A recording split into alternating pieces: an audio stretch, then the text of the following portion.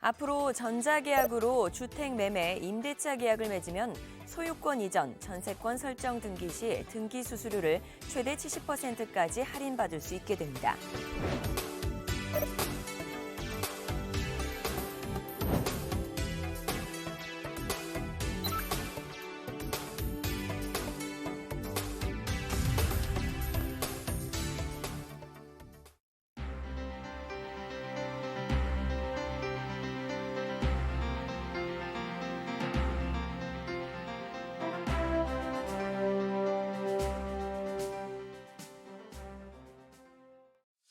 부동산 거래 전자계약 시스템이란 발전된 정보통신 기술을 활용해서 저희가 각종 부동산 거래를 안전하고 편리하게 할 수 있는 아주 유용한 플랫폼 서비스입니다. 그래서 IT 기술 강국인 우리나라에서 세계 최초로 시행되는 제도인데요.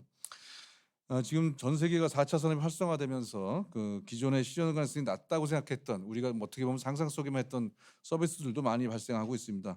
전자계약 시스템도 그러한 우리의 편리를 위해서 또 안전을 위해서 만들어진 시의적절한 이 해당 분야에 맞는 서비스라고 판단하고 있습니다. 하지만 이런 새로운 기술이 다 그대로 좀 수용되거나 이런 것은 아니고 또 기존의 관습이 있고 새로운 기술에 대한 불안감 등 다양한 이유로 인해서 여러 가지 또 시간이 좀 필요하고 과정이 필요합니다. 그러다 보니까 전자계약 시스템 같은 이런 서비스가 상당히 좋다고 저희는 보고 있고 하지만 활성화가 좀 더디게 되고 있습니다.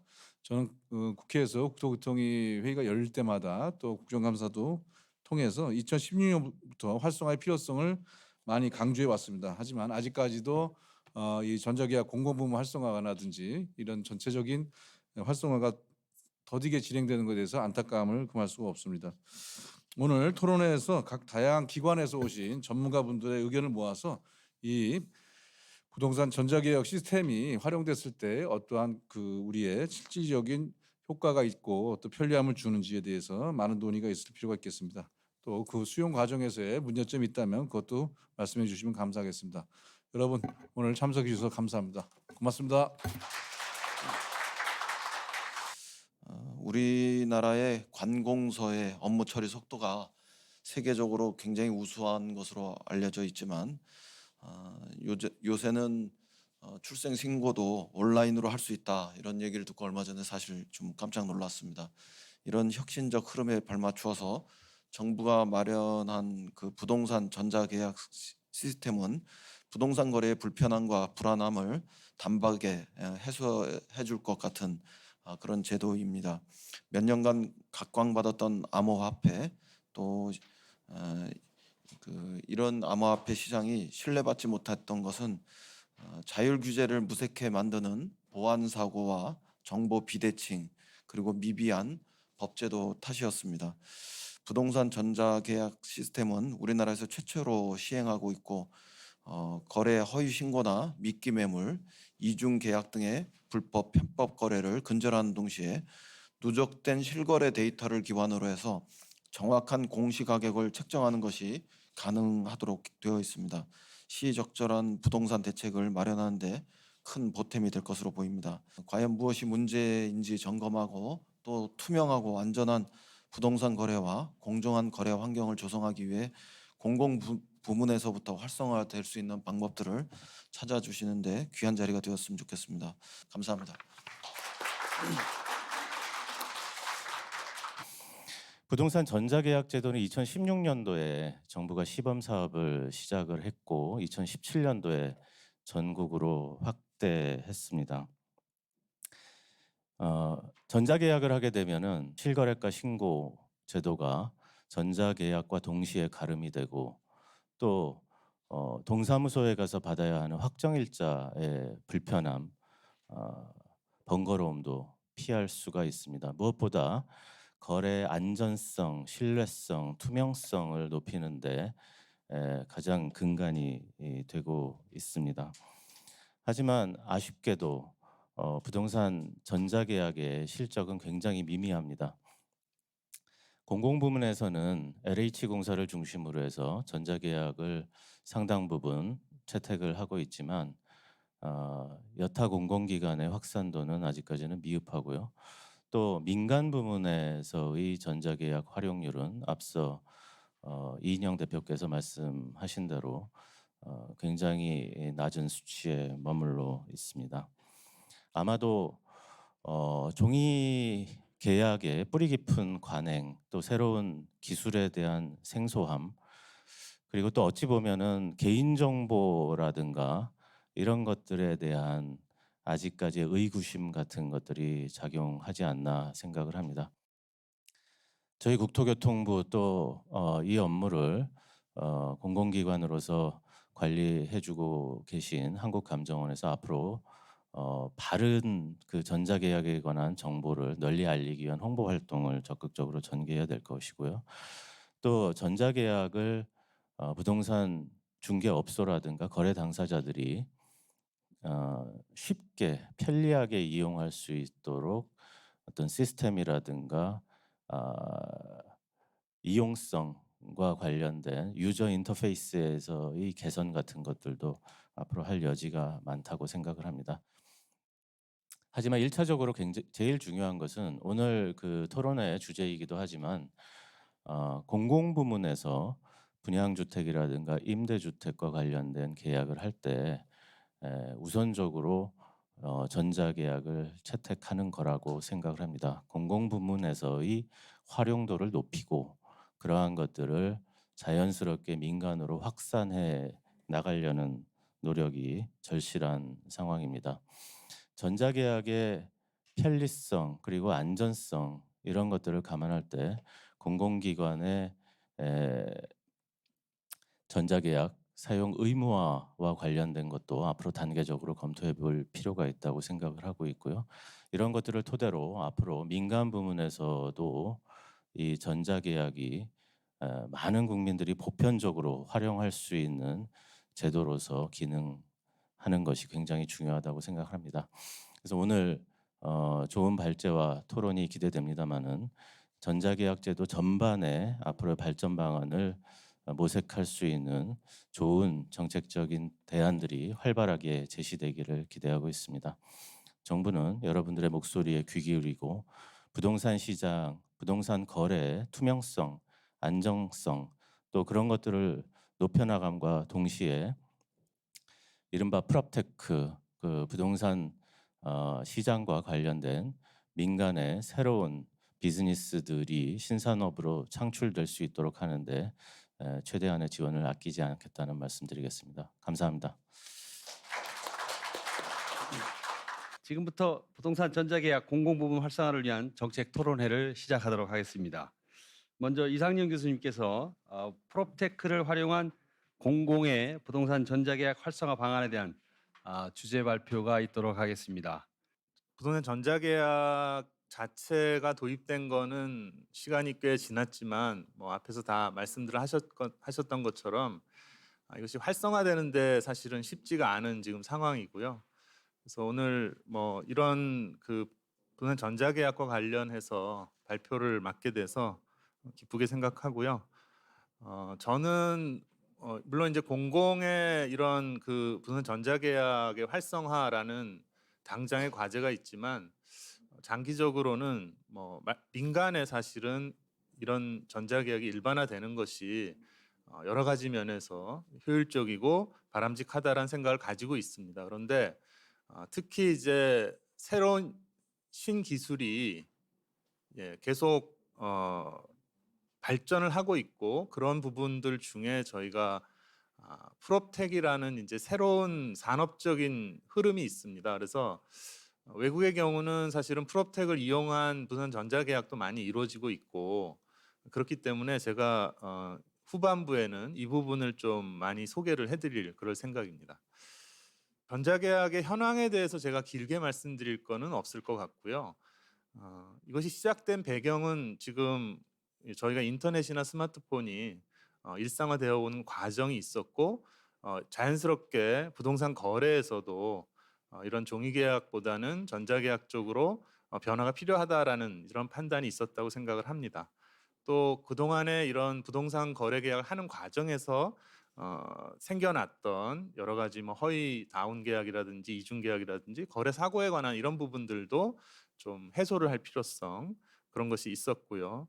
또 이 과정에서 저희가 부동산 거래와 관련된 통계라든지 이런 것들을 제때 확보 못함으로써 생겼던 문제들 이런 거를 다 해결할 수 있는 하나의 방안으로 이것이 추진됐다라고 할 수 있겠습니다. 그래서 전체적으로 보면 사실은 근데 부동산 거래는 그 물건의 발생에서부터 시작해서 등기까지 상당히 그 하나의 일관된 과정인데 현재 저희가 부동산 거래 전자계약이라는 것은 중개계약의 과정에서만 활용이 되고 있고 이것이 이제 사실은 등기까지 연결이 돼야 되는데 현재는 부동산 거래 신고라든지 확정 일자까지는 여기서 다 해결이 되는데 등기로 갈 때는 또 이제 다시 대법원의 등기 시스템 거기도 전자등기가 있지만 바로 연결되지는 않습니다. 그래서 이제 이런 부분이 좀 불편하게 되어 있기는 하다라는 것을 좀 이제 말씀을 드리고요. 그래서 이 시스템 자체의 장점 뭐 누누이 많이들 말씀해 오신 내용들이고 뭐 행정 절차를 자동화한다든지 거래에서의 어떤 그 뭐 안심 거래가 가능하다라든지 또 이 과정에서 경제적 혜택도 굉장히 크고요. 뭐 대출이라든지 보증료라든지 뭐 등기 수수료 이런 부분에서의 혜택도 있습니다. 그리고 뭐 사회 경제적으로는 당연히 이제 종이 문서를 쓰지 않기 때문에 그것에 따른 이제 절감 효과 그리고 부동산 거래에서의 투명한 이런 투명성이 강화된다는 측면에서 특히 바람직하다 할 수 있고요. 또 이것과 연관해서 다양한 산업이 발전할 수 있다. 뭐 이런 부분들은 뭐 다시 말씀 안 드려도 될 정도로 많이 알고 계신 내용입니다. 그래서 궁극적으로 보면 저희가 부동산 거래에서의 어떤 원스톱 서비스를 해주는 것이 필요하다라고 보고 이런 안전거래라든지 금융기관하고 연계라든지 등기 시스템하고 연계라든지 그래서 이것이 공공부문뿐 아니라 뭐 분양 뭐 그다음에 민간에서의 중개까지도 이런 방식으로 될 수 있게 그런 것들을 정책적으로 지향하고 있다라고 생각을 합니다. 이제 그럼에도 불구하고 이 거래 전자계약의 어떤 실적이 그렇게 많지는 않다라는 것이 이제 당장에 저희가 좀 부닥쳐 있는 문제이고요.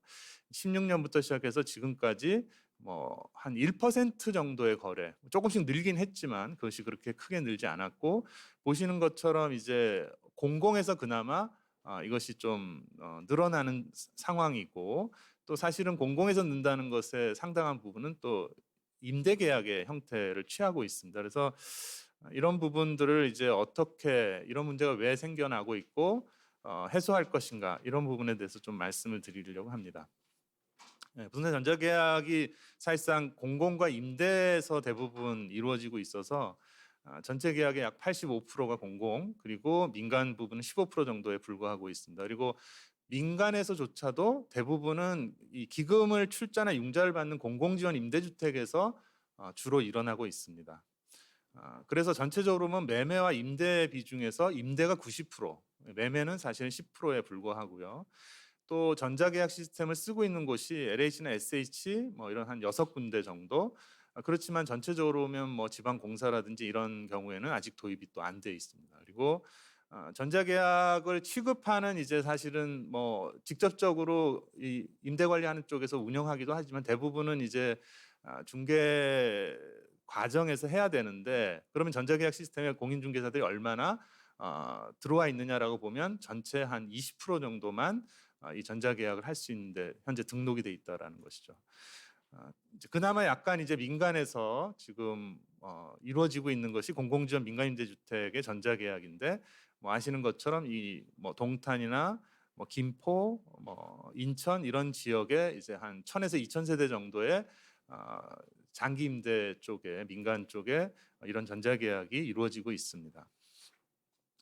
그래서 이런 프로그램을 이제 제공하는 회사들도 있고 예를 들면 여기 이제 이룸이라는 뭐 KMS라는 기관 회사에서 제공하는 전자거래 자동화 시스템 아마 이제 신영에서 사례도 이 프로그램을 이제 설명하실 것 같고요. 그러니까 이거는 뭐냐면 결국은 이제 부동산의 자산관리 시스템 안에 전자계약을 집어넣어서 사실은 이것을 운영하는 회사가 운영의 효율성을 가질 수 있도록 해준 이제 이런 식의 솔루션이라고 할 수가 있고요. 이것은 이제 우리나라만 있는 것도 아니고 사실은 미국 같은 경우는 예전부터 이미 이런 프로그램들을 많이 써왔습니다. 그래서 이제 좀 더 편리성을 높이기 위해서 이제 이 부분을 다시 이제 금융기관의 어떤 대출이라든지 뭐 그다음에 임대료의 수치라든지 이런 부분들하고 연결해 주고자 하는 것이 이제 향후에 이런 민간 시스템에 추구하고 있는 내용이라고 할 수가 있겠습니다. 그럼에도 불구하고 이 확산이 부진한 이유는 기존의 부동산 계약의 관행이라는 것이 굉장히 강력하게 남아 있기 때문에 확산이 어렵다라고 보이고요.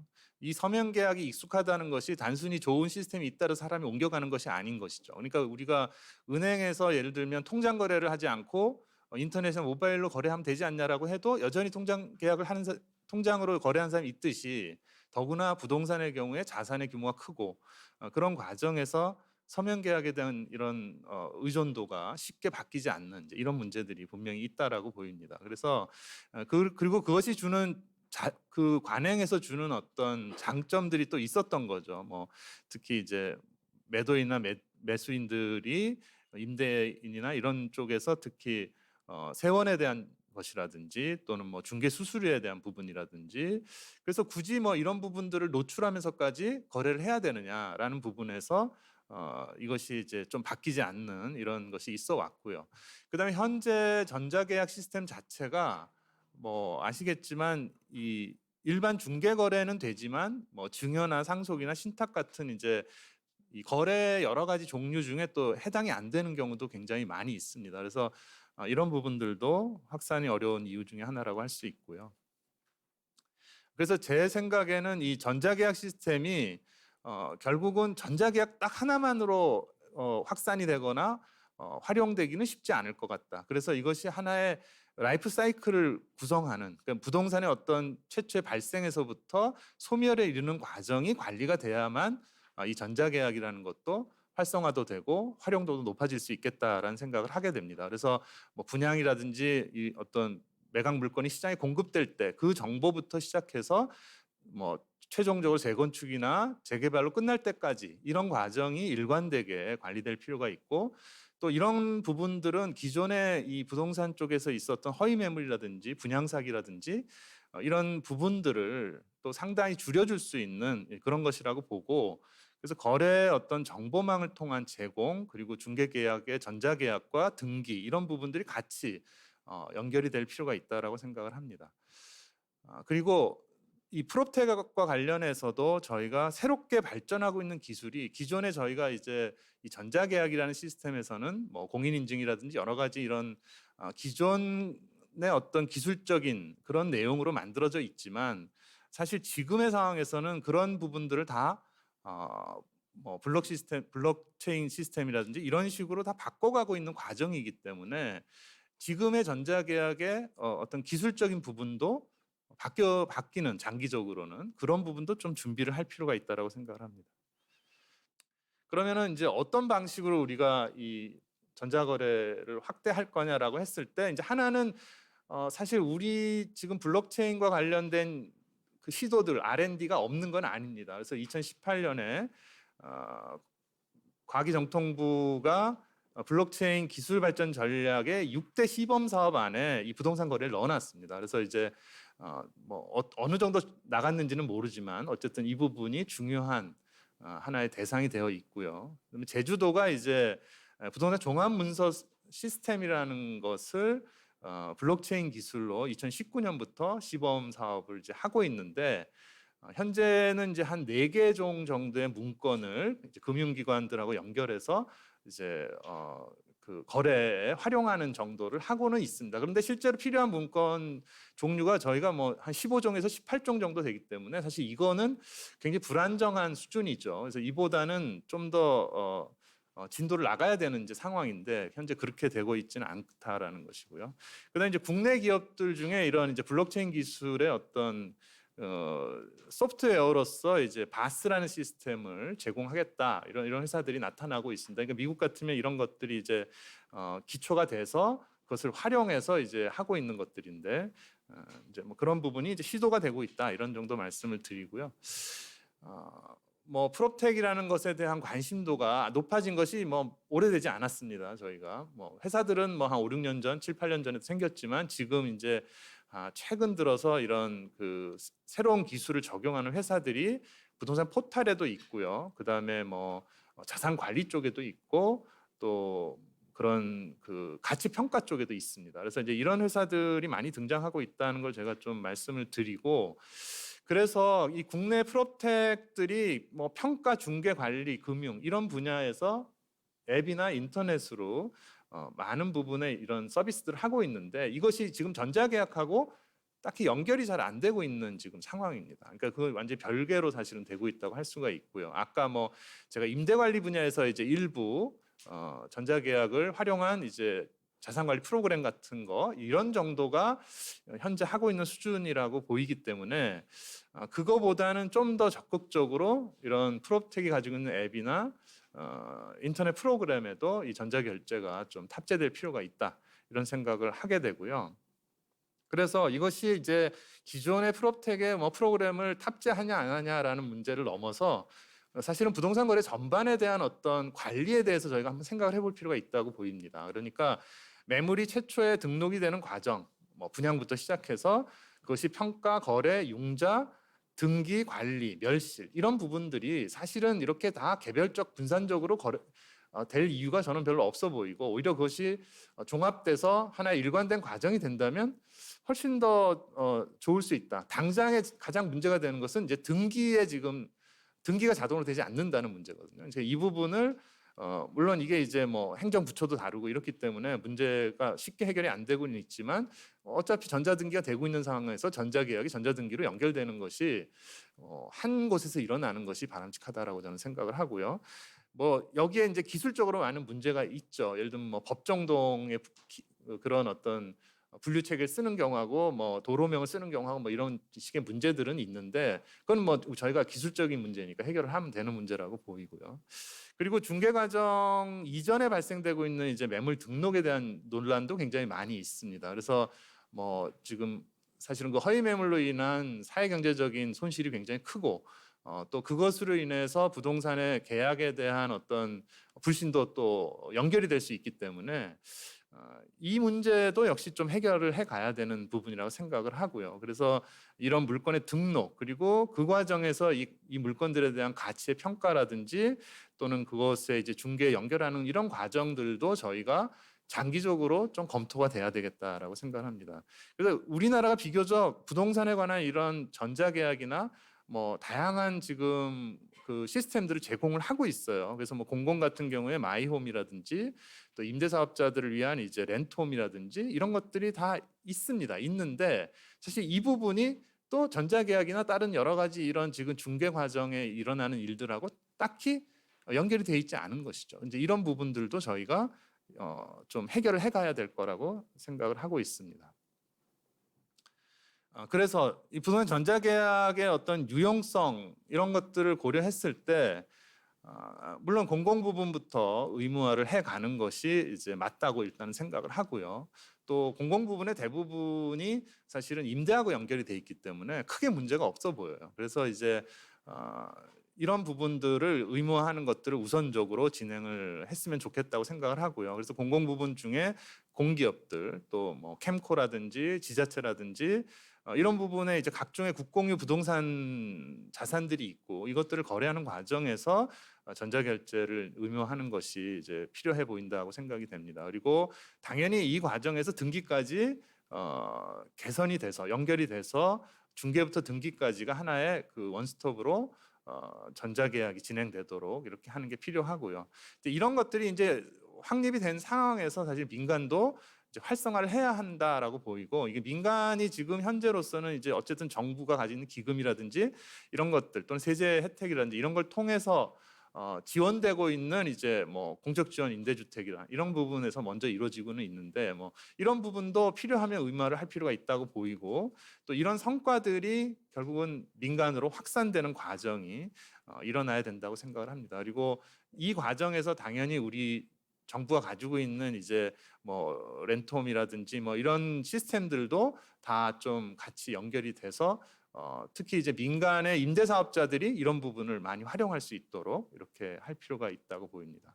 그리고 이것을 하기 위해서 가장 사실 우선적으로 해야 되는 것은 이제 계속 말씀드렸지만 법원이 가지는 등기 시스템, 이것이 이제 전자계약으로 한 번에 일어날 수 있게 하는 것이 우선적으로 좀 필요하다고 보이고요.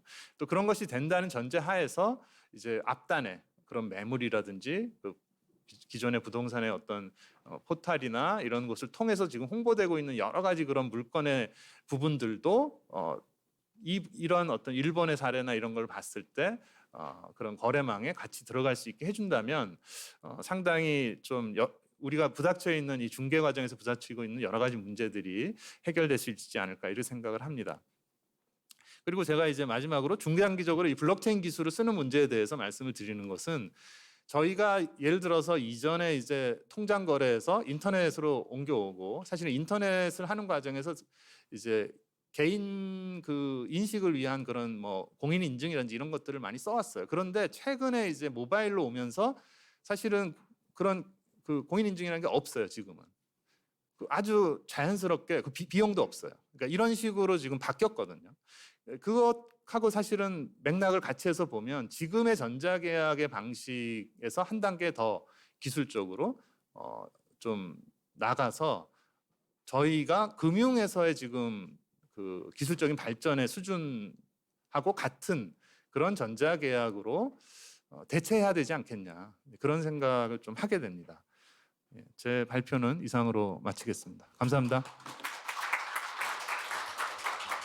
저희들의 그 1년간 그 계약 건수가 한 5, 60만 건이 됩니다.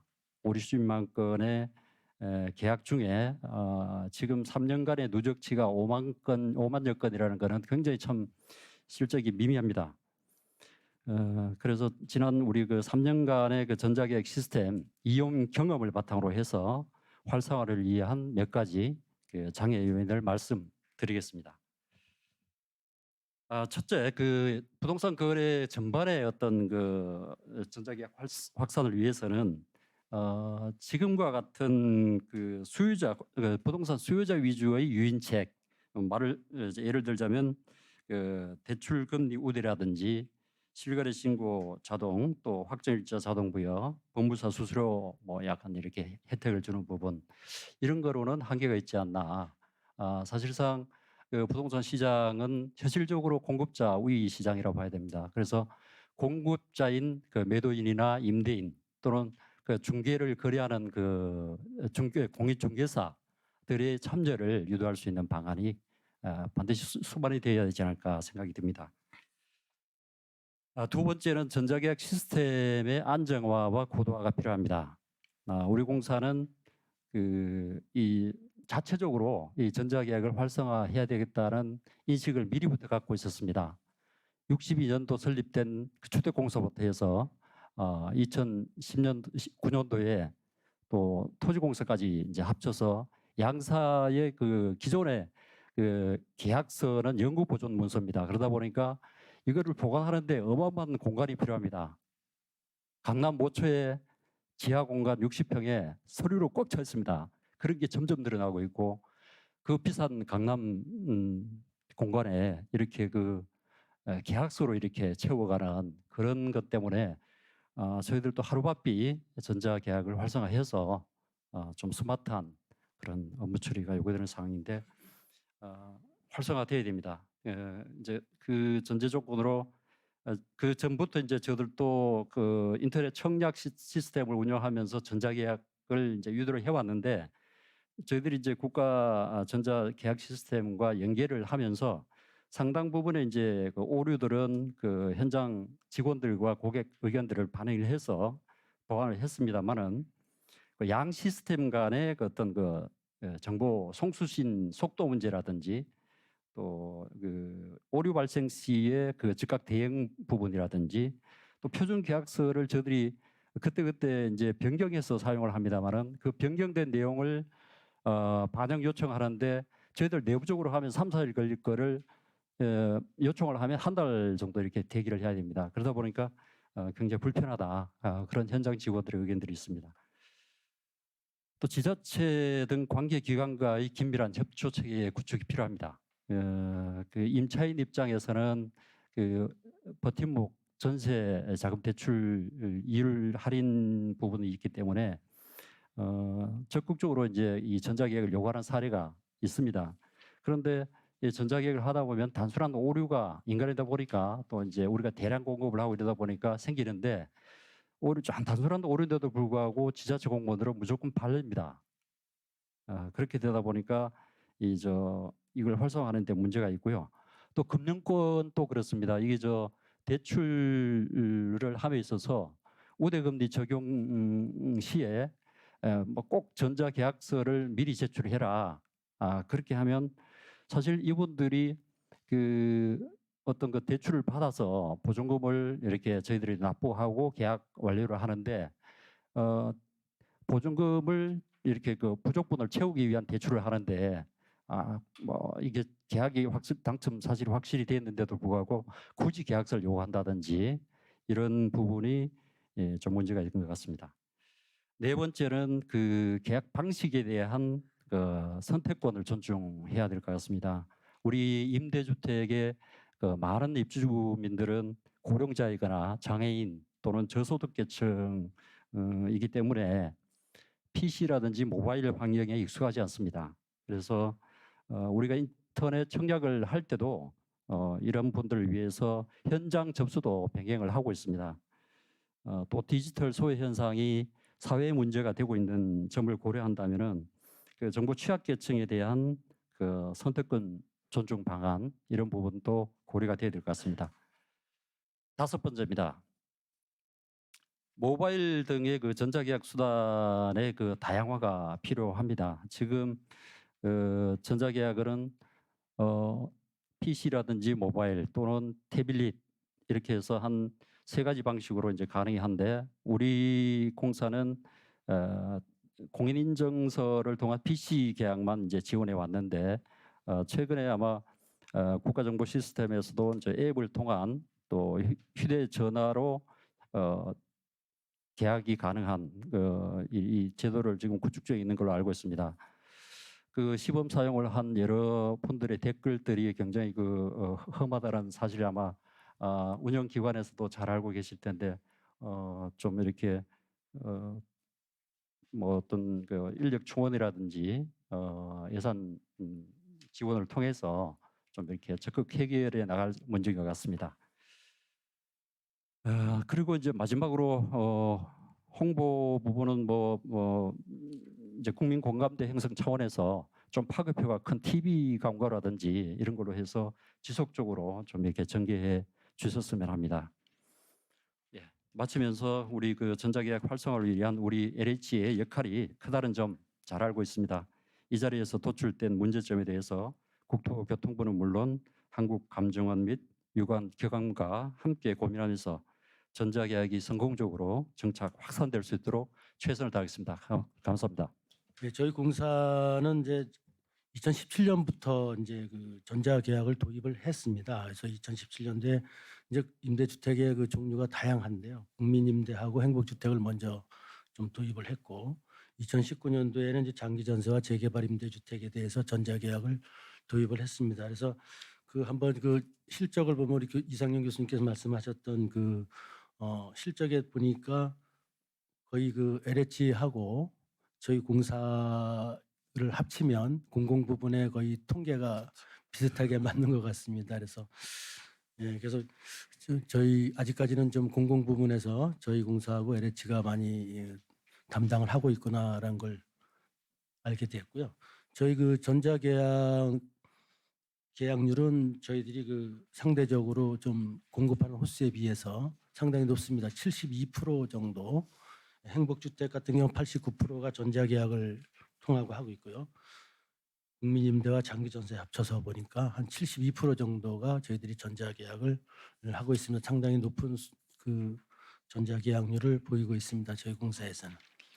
근데 실질적으로 저희들이 이제 현장에서 일을 하다 보면은 좀 이렇게 어려운 부분이 있는데 거기에 따라서 저희들이 이제 고민했던 부분들 일단은 좀 저희들이 공급을 하는 관리자 측면에서 좀 필요한 부분과 그리고 계약을 하러 오시는 이용자 측면 그런 걸 한번 저희들이 한번 고민해봤습니다. 그래서 먼저 관리자 측면을 한번 저희들이 고민해본 부분에 대해서 먼저 말씀하셨던 부분하고 좀 그 중복이 되는 부분이지만은 이 전자계약 태블릿 PC가 없을 경우에는 전자계약이 좀 어려운 부분이 있고요.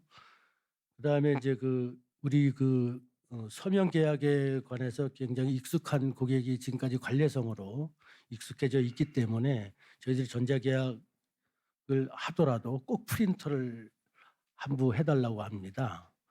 그래서 그러다 보면 이제 좀 서버가 많이 걸릴 때에는 최대 1시간 정도까지 이 고객이 기다리는 경우가 좀 있습니다. 네, 그리고 이제 시스템을 운영을 하다가 잘 안 되는 경우가 있는데 공사 담당자하고 전자계약 시스템 담당자하고 이 연락이 원활치가 않을 경우에는 이 즉각적인 대응이 좀 어려운 부분이요.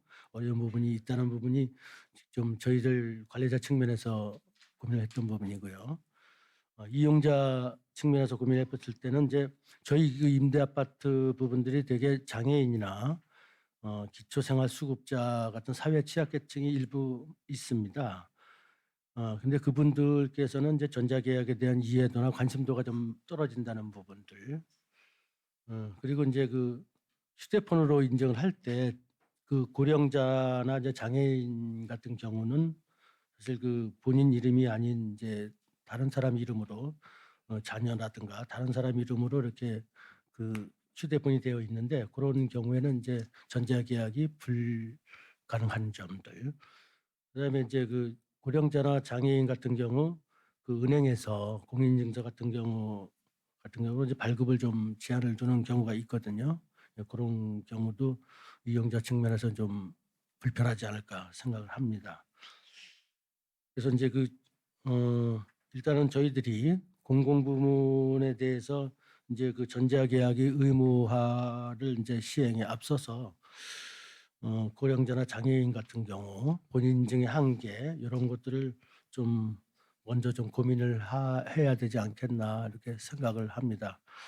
그리고 이제 또 이제 저희들 공사 같은 경우는 이제 임대주택이 너무 이제 다양하다 보니까 이제 저희들 이제 실무상에서 이제 해결해야 될 부분인데요. 좀 임대주택의 유형도 지금 저희들이 좀 일원화를 시키려고 하고 있고, 그다음에 계약서 자체도 좀 통일화시키는 그런 작업을 지금 2020년도에 하려고 하고 있습니다. 저희 공사도 부동산 전자계약 공공부문 활성화에 적극적으로 열심히 노력을 하겠습니다. 감사합니다. 저는 부동산 거래 전자계약 시스템 공공부문 활성화를 위한 방안 및 발전 방향이라는 제목으로 말씀드리고자 합니다. 먼저 부동산 거래 전자계약 우수성에 대해서 간단하게 살펴보면은 앞에서 여러분들이 말씀하셨기 때문에 간단하게 말씀드리겠습니다. 전자계약은 우선 편리한 내용입니다. 뭐 다 아시는 내용이기 때문에. 그리고 안전합니다. 그리고 경제적입니다. 여러 가지 뭐 혜택이 있지만은 앞으로도 이 지원들이 계속 확대될 수 있도록 노력하겠습니다.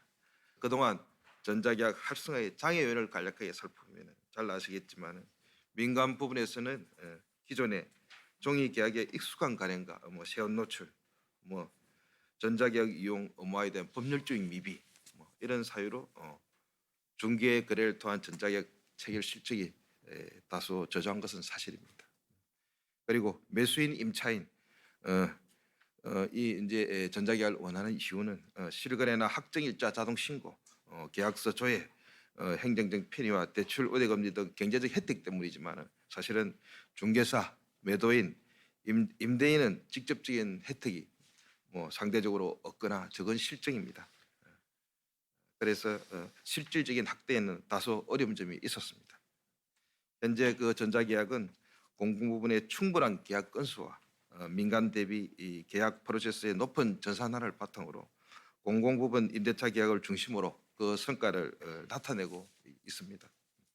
공공부문의 전자계약 활성화는 국민들에게 전자계약의 경험 확대를 제공할 것이며 궁극적으로 민간 부분으로 전자계약 확산의 마중물 역할을 할 것이라고 생각합니다.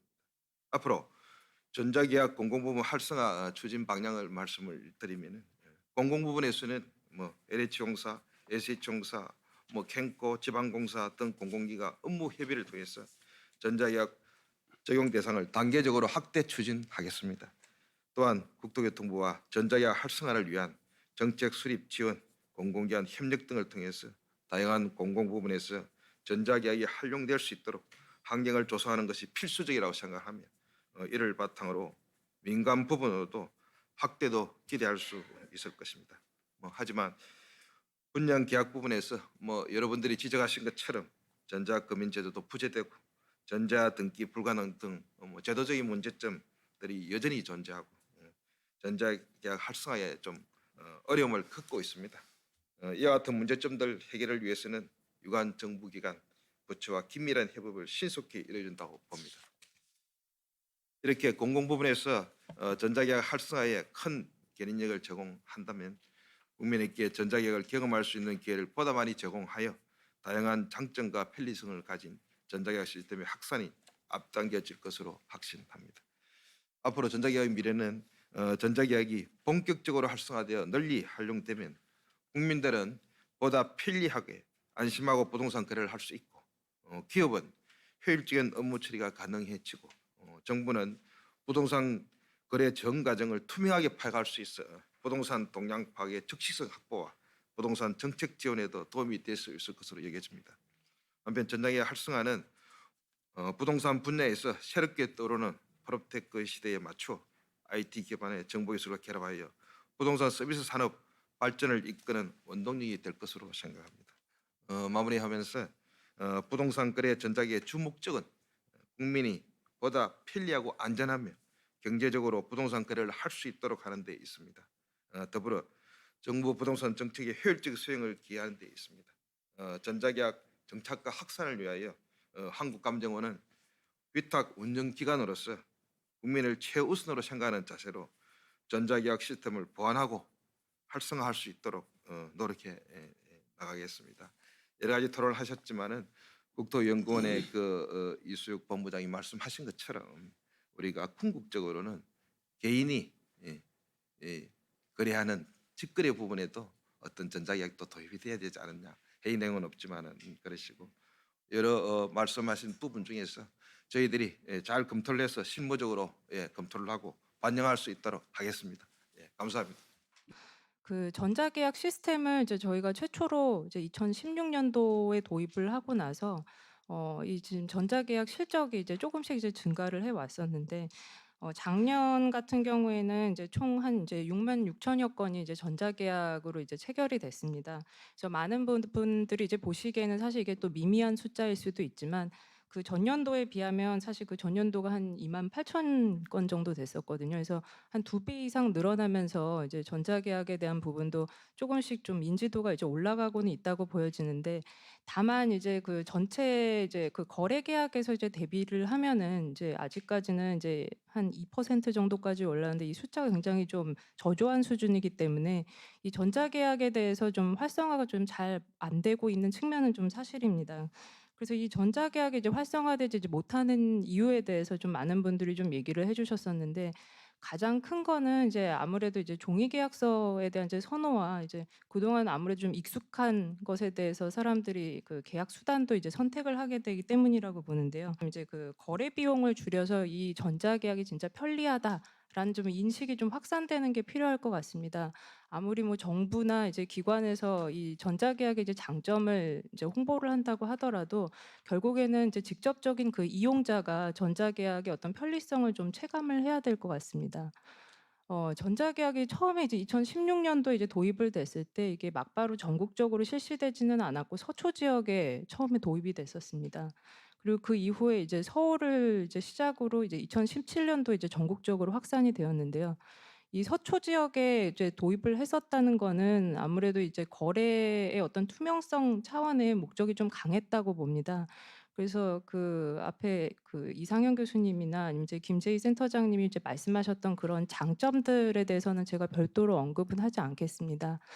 근데 이제 그 가장 이제 큰 홍보는 결국에는 앞서 말씀드린 것처럼 그 이용자의 편리성 체감이기 때문에 이 투명성에 대한 거를 이제 좀 넘어서 좀 이용자가 이제 편리함을 좀 느끼기 위해서는 어떻게 보면은 그동안 그 전자계약에 있어서 좀 베스트 프랙티스가 좀 부족하지 않았나라는 생각이 듭니다. 그래서 저희가 공공 부분을 이제 활성화해야 된다, 우선적으로 활성화해야 된다라고 이제 느끼는 부분이 일단 가장 첫 번째는 이제 공공 쪽에서 아무래도 이제 정부 정책에 따라서 전자계약을 이제 조기에 도입을 했었기 때문에 자체적으로 이제 망이 구축이 된 게 있습니다. 그래서 저희 이제 전자계약 시스템과 이제 연계를 하면서 이거를 활용을 하고 있는데요. 그래서 아무래도 요 그 전자계약에 대한 활성화가 민간에 비해서는 이제 시스템적으로 용이한 부분이 있고, 그다음에 두 번째로는 이제 특히 공공임대주택 같은 경우에는 좀 유형이 어느 정도 그 정형화된 측면이 있습니다. 그래서 전자적으로 이거를 도입하려면 계약서가 너무 이제 다양화되면은 사실 이제 시스템적으로 적용하는 거에 있어서 비용 부분이 증가하기 때문에 좀 표준화가 좀 용이한 그 측면에 있어서 전자계약이 좀 아무래도 먼저 좀 도입될 수밖에 없을 것 같고요.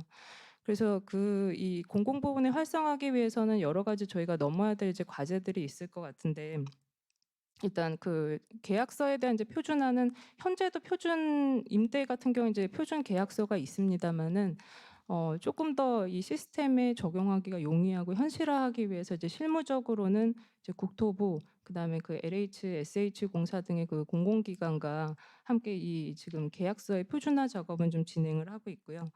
그다음에 두 번째로는 이제 그 임대주택뿐만 아니라 이제 공공분양주택에 적용하기 위해서는 앞서 이상현 교수님 말씀하신 것처럼 이제 전자등기와의 연계가 굉장히 좀 중요할 것 같습니다. 저희 시스템과 그 전자등기 시스템이 직접적으로 연계가 안 되는 측면도 한 가지 문제지만, 공공분양주택이 나중에 이제 뭐 부부 공동 처음에는 이제 그 뭐 남편이나 이제 뭐 아내분이 이제 계약을 했다가 부부 공동 명의로 변경하면서 그 권리 관계가 이제 쪼개질 경우에는 전자등기로 이제 연계가 좀 잘 안 되고 있습니다. 왜냐하면은 이제 등기거래법이나 이런 거에 기초해서 그 관련된 이제 증빙 서류들을 또 종이 서류들을 이제 요청하기 때문에 최초의 전자계약으로 할지어도 이게 전자등기로 좀 원활히 그 연계가 안 되는 측면이 있어서 저희도 지금 법무부나 아니면 법원 행정처 쪽이랑 계속 좀 얘기를 하고 있습니다마는 나중에는 이런 그 저희를 넘어서 이제 타 기관 관련 부처들의 좀 협조가 굉장히 많이 필요할 것 같습니다. 그다음에 세 번째로는 사실 그 매도인과 그 임대인에 대한 좀 인센티브가 부족하다, 그 말씀도 맞습니다. 그동안 이제 대출 금리 이제 인하라던가 아니면 등기 수수료 절감 부분은 결국에는 매수인, 그 임차인 위주의 인센티브였기 때문에, 근데 또 한편으로는 저희도 이제 그 매도인과 임대인한테 줄 수 있는 인센티브가 무엇인지를 고민을 해본다면 가장 먼저 아마 뭐 다른 분들도 떠올리시는 게 이제 세제 혜택일 것입니다. 근데 이 세제 혜택 같은 경우에는 이제 최근에 좀 주택 정책 기조에 좀 맞춰갈 필요가 있어서 그건 좀 신중히 좀 검토를 할 필요가 있을 것 같고요. 그다음에 그 이제 뭐 LHSH에서 이제 처장님들께서 이거 현장에서 그 적용했을 때 어려움 중에 하나가 고령자, 뭐 장애인 이런 분들이 기본적으로 이 전자계약을 사용할 수 있는 인프라 내지는 이제 능력이 이제 부족한 분들의 경우에는 좀 예외를 둬야 되지 않겠느냐. 저희도 굉장히 좀 고민이 많습니다. 근데 다만 좀 한 가지 좀 해결을 할 수 있다고 보는 게, 캠코 같은 경우에도 이제 유사한 문제가 있어서 이제 태블릿 PC를 이제 직접 가지고 가서 그 거래 당사자들이 그거를 통해서 이제 전자계약을 체결할 수 있게 하는 방법도 있고, 그다음에 꼭 공인인증서나 이렇게 뭐 개인이 인증할 수 있는 전자적인 이제 수단이 없다고 하더라도 이제 뭐 신분증을 이제 태블릿 PC로 이제 뭐 촬영을 하고 이제 뭐 그 담당자가 가지고 있는 그 태블릿 PC에 사인을 하는 여러 가지 좀 대안도 있을 것 같고요. 법정 대리인이 이제 전자계약을 그 체결할 수 없는 건 현재 시스템상으로 이제 불가능한데, 이 부분도 저희가 좀 추후에 해결을 해야 될 과제라고 생각을 합니다. 그리고 홍보에 있어서는 이제 뭐 감정원도 그렇고 저희도 그렇고 이제 일반 국민에 대한 홍보는 좀 계속적으로 하고 있고요. 공인중개사 같은 경우에는 이제 최근 그 몇 년 전부터 그 공인중개사의 이제 뭐 시험 문제나 아니면 이제 교육 그 내용 중에 전자계약에 대한 부분을 이제 포함을 했습니다. 그래서 이건 저희가 좀 지속적으로 추진을 해 나갈 것이고요. 그리고 전자계약을 좀 그 많이 체결한 이제 공인중개사 같은 경우에는 뭐 우수 서비스 사업 뭐 인증을 저희가 준다던가 그 포상 같은 거는 이제 계속적으로 좀 병행을 하고 있습니다. 이제 전자계약 제도가 이제 도입을 이제 2016년도에 하고 이제 5년 차에 이제 접어들었는데요. 어떻게 보면은 5년이나 이제 지났는데 왜 이거밖에 안 됐느냐라고 이제 하실 수도 있고, 또 한편으로는 사실 이제 뭐 4, 5살의 이제 아이가 그 성장을 하는 데는 또 많은 분들이 좀 도움이 필요할 것 같습니다. 그래서 그 여기 계신 분들의 어떤 좀 관심과 또 많은 또 지원을 좀 부탁을 드리겠습니다. 감사합니다. 네. 이상으로 발제와 토론이 끝났습니다.